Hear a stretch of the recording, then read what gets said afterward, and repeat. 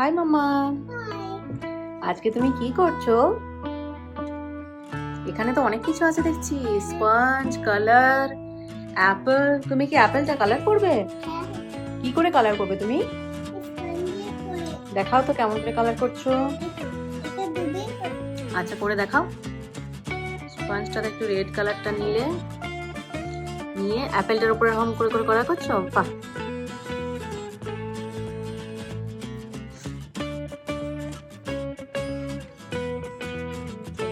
অন্য জায়গাগুলো করো, সেম জায়গা করো না। যেগুলো ফাঁকা আছে সেগুলো করতে থাকো।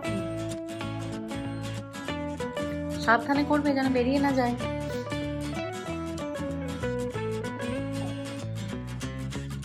তো দেখুন বন্ধুরা, আজকের সময় অ্যাক্টিভিটি করতে বসেছে স্পঞ্জ অ্যাক্টিভিটি। তো বাড়িতে যেহেতু সেরকম কোনো স্পঞ্জ ছিল না, তাই ওই যে স্ক্রাব প্যাডগুলো হয় সেখান থেকে একটুখানি কেটে নিয়ে আমি ওকে দিয়েছি এই অ্যাক্টিভিটিটা করার জন্য।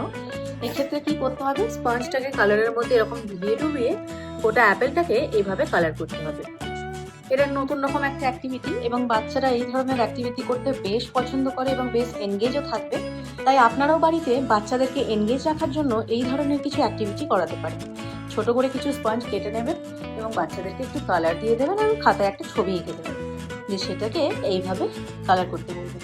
দেখবেন বাচ্চারা নতুন কিছু পেয়ে খুব আনন্দের সহকারে কালার করতে থাকবে। সময়টা দেখুন নিশ্চিন্তে কালার করতে বসেছে, কোনো রকম বিরক্ত করা ছাড়াই।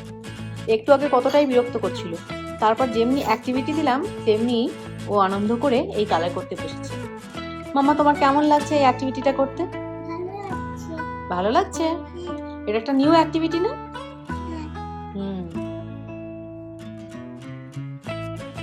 মাম্মা, তুমি এই অ্যাক্টিভিটিটা করে খুশি? তোমার ভালো লেগেছে?